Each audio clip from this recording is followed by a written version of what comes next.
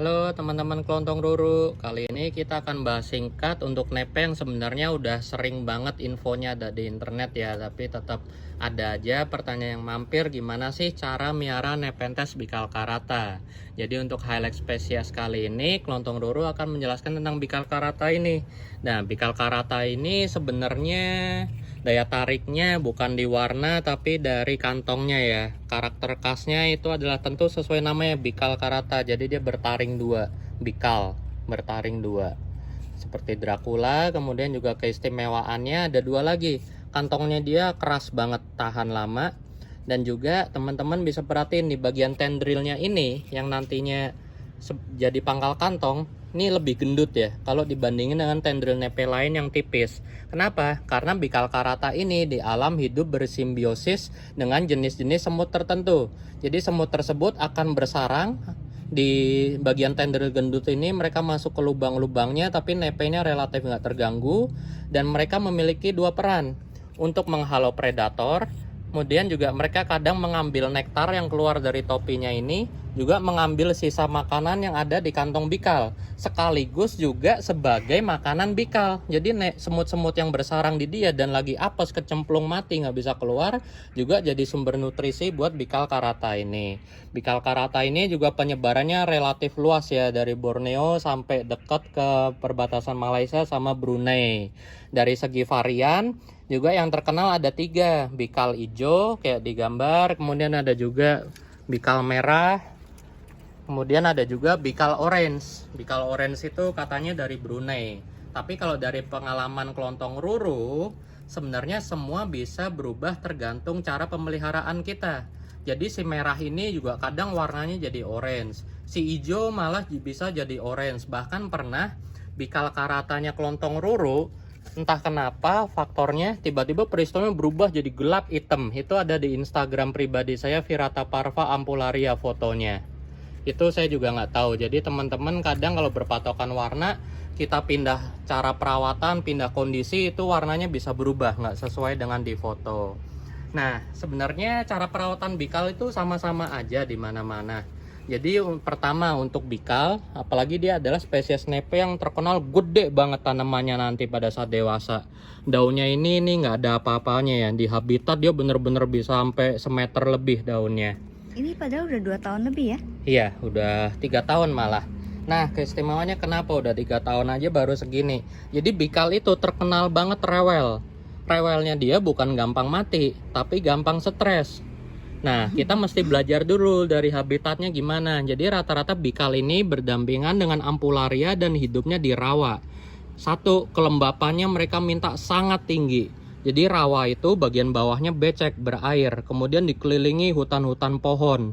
Jadi udah pasti di situ udah dapat penguapan air dari bawahnya, juga dapat microclimate atau kelembapan dari vegetasi sekitar. Kelembapannya tinggi banget, kata orang-orang yang pernah masuk ke habitat, sumuk banget deh, sampai kita buka baju aja tuh masih keringetan terus. Dan juga perakarannya dia masif tapi dangkal. Maksudnya gimana tuh? Jadi akarnya bikal itu lebat banget, tapi dia cuman ada di beberapa sentimeter di permukaan tanah karena akarnya dia pinter. Dan ini terbukti, pernah kelontong ruru buktiin juga dengan nyampurin daun apa tuh yang buat cupang tuh, lupa, yang mengandung tanin tinggi yang bisa bikin air coklat. Itu kami campurin ke bagian bawahnya, dan setelah dibongkar, di repot, akarnya dia nggak ada yang tumbuh di area yang berdaun tanin tersebut.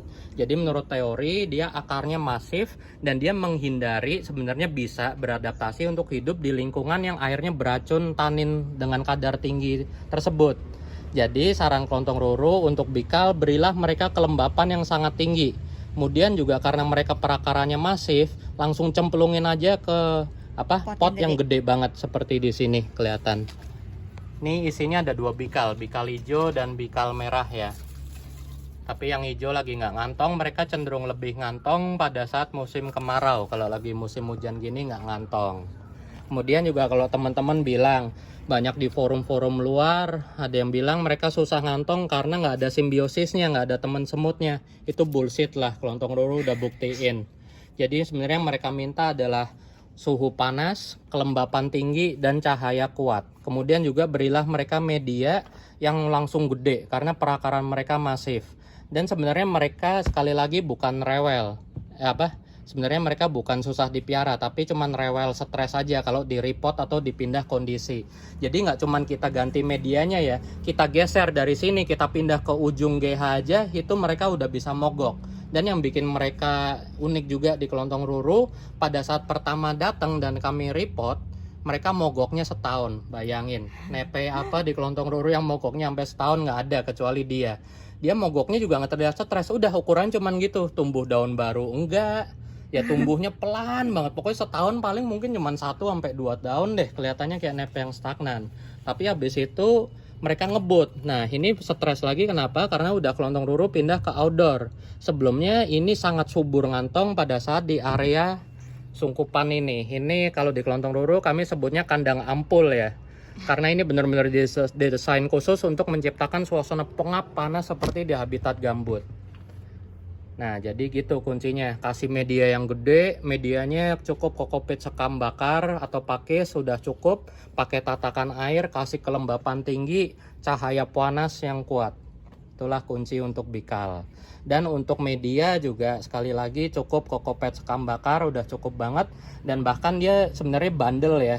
Dari pengalaman kenalan Kelontong Ruru ada yang cerita dia miara bikal pakai humus bambu full pure. Akibatnya apa? Nepenya tetap hidup. Jadi jumbo banget, kantongnya bener-bener 2 kali tangan manusia deh ukurannya. Tapi nggak mau ngantong. Ya itulah keistimewaan bikal. Jadi dia memang secara spesies rewel ya.